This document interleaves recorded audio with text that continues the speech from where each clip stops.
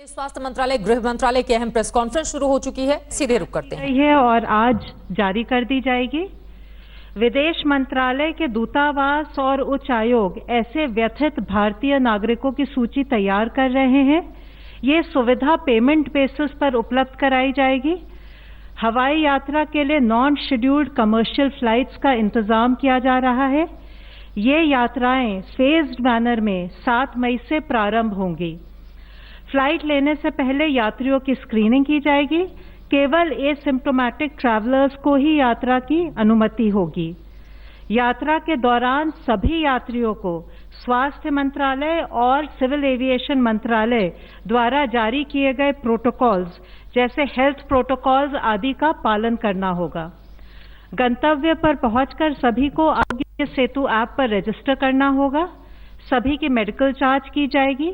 जांच के बाद संबंधित राज्य सरकार द्वारा उन्हें या तो अस्पताल में या इंस्टीट्यूशनल क्वारंटाइन में 14 दिन के लिए पेमेंट बेसिस पर रखा जाएगा। 14 दिन के बाद दोबारा कोविड टेस्ट किया जाएगा और हेल्थ प्रोटोकॉल के अनुसार अग्रिम कार्यवाही की जाएगी। राज्य सरकारों को वापस आने वाले भारतीयों के परीक्षण, क्वारंटाइन और अपने राज्यों में उनकी आवाजाही की व्यवस्था बनाने के लिए सलाह दी जा रही है।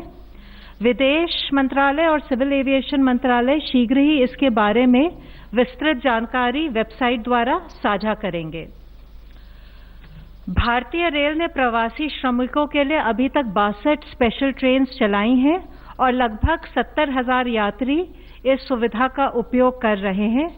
आज 13 और ऐसी ट्रेनें चलाए जाने की उम्मीद है। कल आप सबके साथ मैंने गृह मंत्रालय ने जो लॉकडाउन से जुड़े दिशा निर्देश जारी किए थे उनके मुख्य बिंदु साझा किए थे। आज मैं आपके साथ लॉकडाउन से जुड़े जो नेशनल डायरेक्टिव्स यानी राष्ट्रीय निर्देश हैं उनकी तरफ आपका ध्यान आकृष्ट करना चाहूंगी।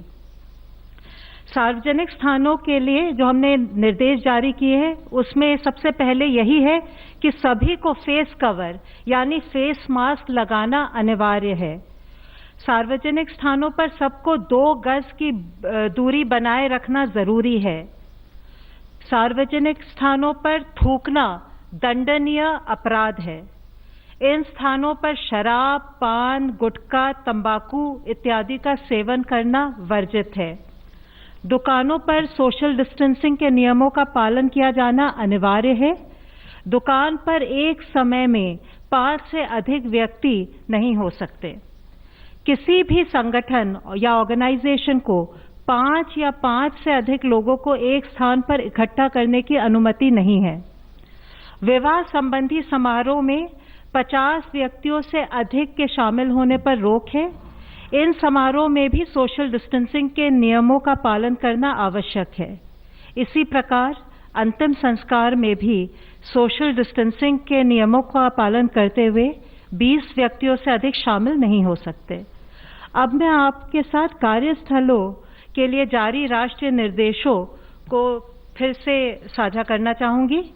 कार्यस्थलों पर thermal scanning, hand wash, sanitizers और फेस मास्क पर्याप्त मात्रा में उपलब्ध कराना आवश्यक है। कार्यस्थलों पर और कंपनी परिवहन में इंचार्ज द्वारा सोशल डिस्टेंसिंग सुनिश्चित करना भी आवश्यक है। काम की शिफ्टों के बीच समय का पर्याप्त अंतराल होना चाहिए और स्टाफ को अलग अलग लंच ब्रेक दिया जाना चाहिए ताकि सोशल डिस्टेंसिंग सुनिश्चित की जा सके। सभी कर्मचारियों के लिए आरोग्य सेतु ऐप पर रजिस्टर करवाना संगठनों के प्रमुखों की जिम्मेदारी है।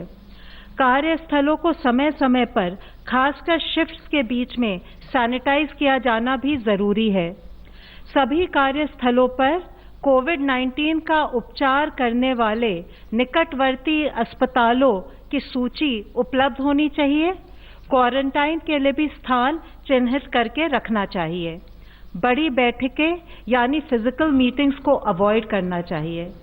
सफाई और हाइजीन बनाए रखने के लिए स्वच्छता के उत्तम तरीकों के बारे में जानकारी और प्रशिक्षण आयोजित किया जाना चाहिए।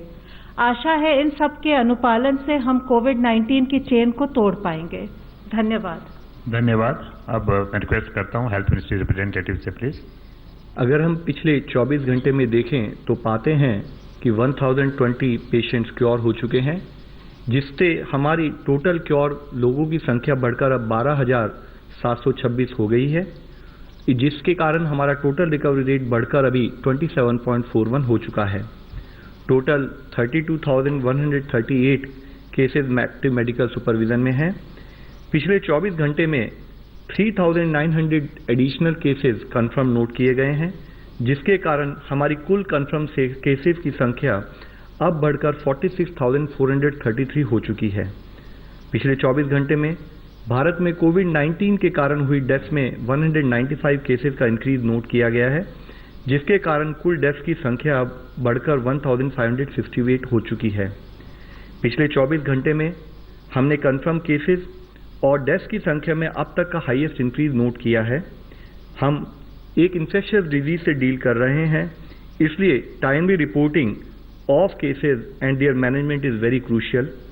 कुछ राज्यों में यह गैप नोट किया गया था, जिसे आफ्टर ड्यू परसुएशन अब एड्रेस किया जा रहा है। स्टेट्स के लेवल पर यह जरूरी है कि based on cases reported, contact tracing, active case search और क्लिनिकल मैनेजमेंट ऑफ केसेस को इफेक्टिवली इंप्लीमेंट किया जाए। जहां हम सब लोग कोविड से लड़ने के लिए सभी तरह के एफर्ट्स कर रहे हैं, यह भी जरूरत है कि नॉन कोविड हेल्थ सर्विसेज भी नागरिकों को मिलती रहें। हमने delivery of non essential health services के बारे में ऑलरेडी 14 अप्रैल को गाइडलाइंस जारी की थी। हमें इंश्योर करना है कि गवर्नमेंट और प्राइवेट नॉन कोविड फैसिलिटीज में जिस जोन में वह जिला पड़ता है, उसके अनुसार सारी सर्विसेज प्रोवाइड की जाएं। Immunization, maternal and child health services, services for critical ill patient जैसे कि डायलिसिस, कैंसर, डायबिटीज, टीबी और ब्लड डोनेशन जैसी सर्विसेज सुचारू रूप से चलती रहें। यह सीजन वेक्टर बॉर्न डिजीजेज जैसे डेंगू, चिकनगुनिया और अन्य बीमारियों के लिए भी कार्य करने का सीजन है। जरूरत है कि फील्ड फंक्शनरीज इन कार्यों को सुचारू रूप से करते हुए अपनी सर्विसेज रूरल और अर्बन एरियाज में सुचारू रूप से प्रोवाइड करते रहें। माननीय स्वास्थ्य मंत्री जी ने हाल ही में बिहार राज्य के स्वास्थ्य मंत्री जी के साथ वीडियो कॉन्फ्रेंस के जरिए acute encephalitis syndrome AES cases का भी रिव्यू किया है। उन्होंने राज्य को आश्वासन दिया है कि स्वास्थ्य मंत्रालय उनके हेल्थ सिस्टम को स्ट्रेंथन करने के लिए नेशनल हेल्थ मिशन के द्वारा सभी तरह का सपोर्ट प्रोवाइड करेगा। आज ग्रुप ऑफ मिनिस्टर्स ने कोविड-19 के संबंध में माननीय स्वास्थ्य मंत्री जी की अध्यक्षता में अपनी 14वीं मीटिंग की। मुख्यतः infrastructure in terms of PPE, N95 mask and ventilators, oxygen cylinders availability of oxygen पर डिस्कशन किया गया। यह बताया गया कि रिस्क असेसमेंट को फैसिलिटेट करने के लिए और लोगों को टाइमली अलर्ट प्रोवाइड करने के लिए टेक्नोलॉजी का इस्तेमाल करते हुए आरोग्य सेतु एप्लीकेशन को बढ़ावा दिया जाना चाहिए। नॉन कोविड हॉस्पिटल्स और कोविड ब्लॉक वाले अस्पतालों में जो नॉन कोविड ट्रीटमेंट एरिया हैं, वहाँ हेल्थ वर्कर्स को और अन्य लोगों को PPEs किस तरीके से इस्तेमाल करने चाहिए, उसके लिए एक एडिशनल गाइडलाइन को जारी किया गया है। इससे पहले भी स्वास्थ्य मंत्रालय ने 24 मार्च को PPEs के रैशनल यूज पर कुछ दिशा निर्देश जारी किए थे। इसमें गाइडलाइंस में हेल्थ केयर वर्कर्स को रिस्क प्रोफाइल जैसे कि high risk area, moderate risk area या लो रिस्क एरिया के बेसिस पर किस हॉस्पिटल सेटिंग में किस टाइप के PPEs यूज करने चाहिए, उस पर गाइडेंस प्रोवाइड की है। हाई रिस्क एरिया में फुल कॉम्प्लीमेंट ऑफ PPEs यानी कि N95 मास्क, कवरऑल्स, गॉगल्स, ग्लव्स और शू कवर का इस्तेमाल किया जाना चाहिए। मॉडरेट रिस्क एरियाज में N95 मास्क, ग्लव्स का इस्तेमाल करना चाहिए। माइल्ड या लो रिस्क एरियाज में ट्रिपल लेयर मेडिकल मास्क और लेटेस्ट एग्जामिनेशन ग्लव सफिशिएंट हैं। इस संबंध में डिफरेंट एरियाज जैसे कि IPD ब्लॉक में जैसे हमारे वार्ड्स हैं, ICUs हैं, लेबर रूम्स हैं, ऑपरेशन थिएटर हैं। OPD ब्लॉक में हमारी हेल्प डेस्क के रजिस्ट्रेशन काउंटर हैं, डॉक्टर्स के चैम्बर्स हैं, फार्मेसी काउंटर्स हैं, सैनिटरी स्टाफ को क्या प्रिकॉशन लेनी है। इसी तरीके से इमरजेंसी डिपार्टमेंट या अदर एंसिलरी सर्विसेज जैसे कि हमारी लैब, ब्लड बैंक्स और लॉन्ड्री सर्विसेज जो भी हैं, वहाँ पर किस टाइप का रिस्क प्रोफाइल है और उसके तहत किस टाइप के पीपीईज को यूज़ करना चाहिए, यह डिटेल दिशा निर्देश जारी किए गए हैं। आप सबके द्वारा रिक्वेस्ट ये है कि कम्युनिटी में हमारे जितने भी गवर्नमेंट और प्राइवेट हॉस्पिटल्स हैं वो इन गाइडलाइंस जो कि हमारी वेबसाइट पर भी उपलब्ध हैं उसको समझते हुए उसके हिसाब से कार्य करें।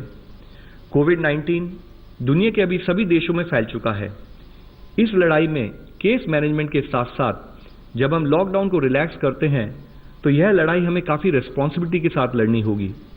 माननीय प्रधानमंत्री जी के अनुरोध अनुसार शुरू से ही ये लड़ाई सरकार के साथ देश का हर नागरिक लड़ रहा है। जब हम लॉकडाउन को रिलैक्स कर रहे हैं तो इसमें सरकार की जिम्मेदारी के साथ साथ हर नागरिक की जिम्मेदारी और बढ़ जाती है। समस्त सरकार और संपूर्ण समाज के शेयर्ड एफर्ट से ही हम यह लड़ाई जीत सकते हैं। हमें अपनी जीवन शैली और काम करने के तरीके में कोविड-19 से संबंधित अप्रोप्रिएट बदलाव लाना होगा। आज जरूरत है कम्युनिटी की ओनरशिप की। जरूरत है कि हर citizen as part of the social responsibility chain of transmission को ब्रेक करने में कंट्रीब्यूट करे। जैसे कि माननीय प्रधानमंत्री जी ने कहा था, भारत की यह लड़ाई पीपल ड्रिवन हो और हम सब मिलकर समस्त विश्व के सामने इसके लिए एक सक्सेसफुल एग्जाम्पल सेट करें। धन्यवाद। कुमार कुंदन, TV9 भारतवर्ष।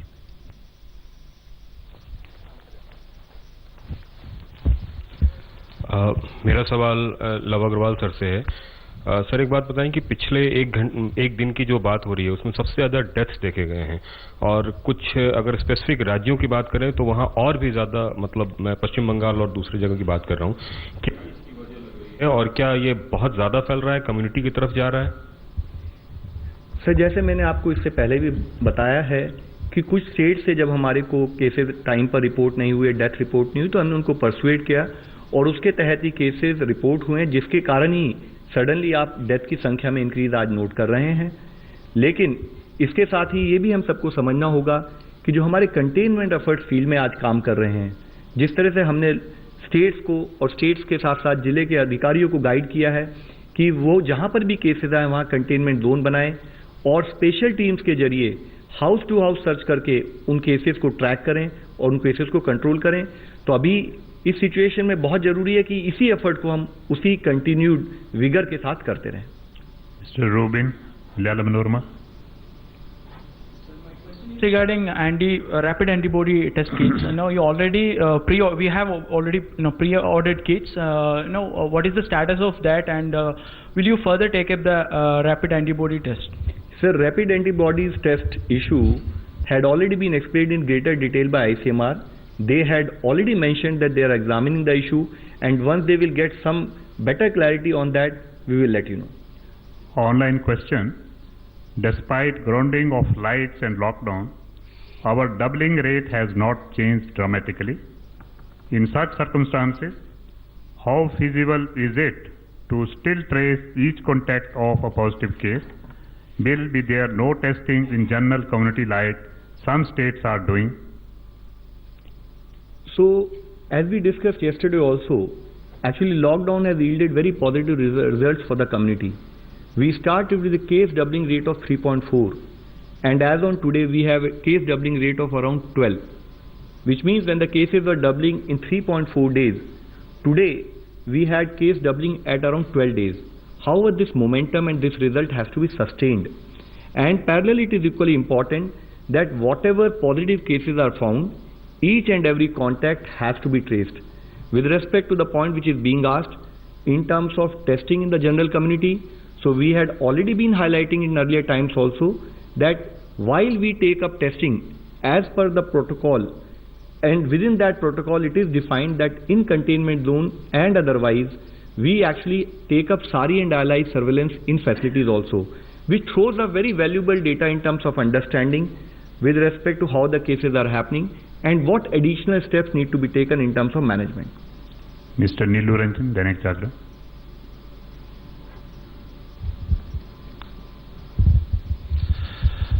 सर ये जो केसेस बढ़ रहे हैं, आप ये जो कह रहे थे कि राज्यों ने रिपोर्ट करना ज़्यादा किया है और ज़्यादा कर रहे हैं, तो ये सारी और ILI का जो रिपोर्ट है वो क्या संकेत कर रहा है? क्या कम्युनिटी की तरफ कहीं जा रहा है, नए केसेस वहाँ ज़्यादा आ रहे हैं? सर जितने भी हमने जो इसके बारे में आपको पहले भी एक्सप्लेन किया था कि कहीं पर हमारे स्मॉल क्लस्टर्स हैं, तो जहां स्मॉल क्लस्टर्स है वहां पर आप ये पाते हैं कि एक से दूसरा केस बिल्कुल ऑटोमेटिकली आप लिंक कर सकते हैं और उसको फॉलो कर सकते हैं। इसी तरीके से कुछ लिमिटेड एरियाज में यू विल ऑल्सो नोट कि हमारे लार्ज आउटब्रेक सिचुएशन हम बोलते हैं कि जहां पर मल्टीपल क्लस्टर्स हम पाते हैं। तो अगर उस तहत में देखें तो we are very comfortable in terms of managing the situation as of now. However, it is also to be understood that since this is an infectious disease, any laxity at field level in terms of management, any lack of cooperation in terms of social distancing and physical distancing will have its consequences. Mr. Sahil, ANI. Here it is.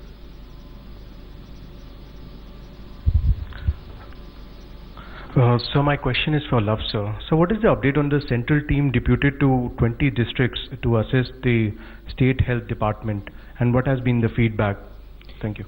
So the central teams have been deputed. They are in all different stages in terms of reaching there, and they're already coordinating with the respective district in terms of understanding the trajectory of that district, and also to suggest them what additional steps each district should be taking in terms of management efforts. Avantika Ghosh, Indian Express. So you just mentioned that 3.4 days was before lockdown, doubling time, now it's 12 days. I just looked up. Before lockdown, on March 24th, your cases was 538. So how is going from 250 cases or maybe 300 cases to 600 cases in 3.4 days, how is it better than going from 23,000 to 46,000 in 12 days? Ma'am, yesterday we talked about it. Actually, any infectious disease, it moves in a geometric progression. So, if you see that if you have your base of cases being lower, then automatically next day when you see the number of case increase will be lesser vis-a-vis the fact that after a few days when the number of cases have become bigger. So that is how infectious disease generally do get monitored. It is important to understand that we need to come to a level where day-to-day case increase should actually be not happening in a geometric progression. It should be happening, in such a manner where the number of cases do get added on a daily basis are lesser than that, and subsequently to a level where we can actually increase the doubling rate much higher so that case remains stable, and that is where we end up seeing a flattening of the curve. Ashish, ABP News.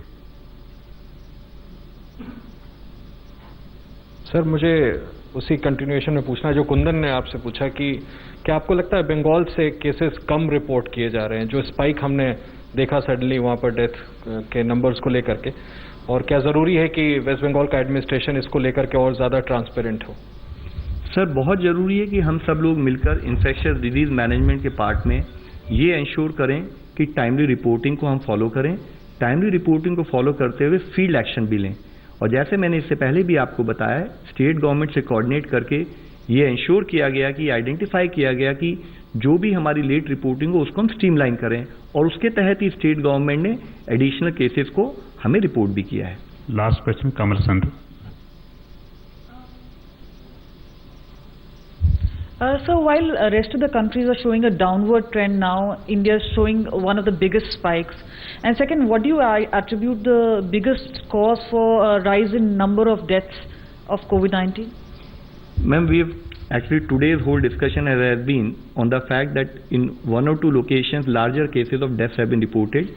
So that is primarily the reason why suddenly we found larger number of deaths. However, we all need to understand that vis-a-vis other parts of the country where, other parts of the world where suddenly larger number of cases were reported, India has actually through the process of lockdown and through our containment efforts had been ensuring that the cases do not increase. We are still following a similar trajectory. So when you will compare us with other parts of the world, you realize that their absolute number of cases would have probably little bit gone down, but India had maintained a similar trajectory of having lower number of cases. However, having said that, for us it is a day-to-day challenge in terms of ensuring that not only this trajectory is maintained, we should continue our efforts to lower down this trajectory and come to a level of saying that yes, we have been able to win this battle. Thank you, friends. Thank you very much. Please just don't translate. Please just wait. Anything else you want to add? I didn't hear the question. Okay. The cases of the doctors being reported. Yes, we have understood the question. We'll respond. See, for us, it is a great matter of concern. It is a great matter of concern that if any health professional get infected, and it is particularly important for all of us to ensure that we all collectively as healthcare professionals working in the field take required precautions while dealing with cases. We had talked about it earlier. There are two sets of cases which we have found. One is while attending to medical duties. Second is someone getting infected and in process being a professional, health professional, also got infected. For us, collectively, we have been working with all the states. We have been working through AIMS. We have been working through our, again, technical agencies to ensure that everyone get oriented on proper use of PPEs, proper infection prevention measures, effective biomedical waste management. And as part of that exercise is when we mentioned to you today that we have come with respect to rational use of PPEs, even in hospitals dealing with non-COVID patient, is what we have tried to, through you, we want to bring to the notice of everyone that we have to ensure that we follow all the required guidelines with respect to infection prevention and management. Thank you, friends. Thank you very much. स्वास्थ्य मंत्रालय और गृह मंत्रालय की ये महत्वपूर्ण press conference, जिसकी जो बड़ी बातें निकलकर सामने आई हैं टीवी स्क्रीन पर हम दिखा रहे हैं। 24 घंटे में आपको बता दें सबसे ज्यादा जो मौतें हुई हैं और इसके साथ ही सबसे ज्यादा केस रिकॉर्ड हुए हैं। अपने आप में ये अच्छी खबर, कम से कम भविष्य के संकेत अच्छे इससे नहीं मिल रहे हैं। अभी कोरोना मरीजों का डबलिंग रेट 12 है, जो लव अग्रवाल की ओर से जानकारी दी गई है, जबकि रिकवरी रेट उसमें काफी तेजी देखने को मिली है। जबकि 24 घंटे में सबसे ज्यादा केस और सबसे ज्यादा मौतें यकीनन हिंदुस्तान की चिंता बढ़ाने वाला है। 24 घंटे में कोरोना के 3,900 से ज्यादा केस सामने आए हैं। 3,900 नए मरीज दर्ज किए गए हैं और उनको मिलाकर कोरोना के कुल मामले 46,433 पर जाकर ठहरते हैं। 24 घंटे में कोरोना के 1,020 मरीज ठीक भी हुए हैं। एक अच्छी खबर है, टेस्टिंग बढ़ने से मामले बढ़ रहे हैं। स्वास्थ्य मंत्रालय ने ये कहा, लॉकडाउन से काफी सकारात्मक नतीजे मिले हैं, लेकिन बहुत ज्यादा जरूरी हो जाता है कि आप कहीं भी जाएं, मास्क लगाकर जाएं और सोशल डिस्टेंसिंग का पालन करें। लॉकडाउन के चलते केस दोगुनी होने की मियाद बढ़ी है। ये जानकारी भी इस प्रेस कॉन्फ्रेंस से निकलकर सामने आई है। और सबसे ज्यादा मौतें, सबसे ज्यादा केस ये जो बीते 24 घंटे में सामने आए हैं, क्योंकि 195 लोगों की 24 घंटे में मौत का होना अपने आप में अच्छी खबर कतई नहीं है। लेकिन इसी के साथ कई लोगों को ठीक किए जाने में भी कामयाबी मिली है, जबकि 3,900 नए मरीज सामने आए हैं। पीपीई किट को लेकर बैठक में चर्चा हुई। आपको बता दें कि लगातार इस पूरे मामले पर बैठकों का दौर भी जारी है। वहीं ये भी कहा जा रहा है कि देश का हर नागरिक कोरोना से लड़ाई लड़ रहा है, लेकिन उसको आगे की और मजबूत लड़ाई के लिए तैयार रहना चाहिए, क्योंकि समाज के साथ मिलकर ही इस लड़ाई को हम जीत सकते हैं। नमस्कार, मैं हूं अंजना ओम कश्यप। हमें उम्मीद है ये वीडियो आपको पसंद आया होगा। लेटेस्ट खबरों के लिए यूं ही देखते रहिए आज तक, और इस वीडियो के पसंद आने पर लाइक, शेयर एंड सब्सक्राइब करना ना भूलें।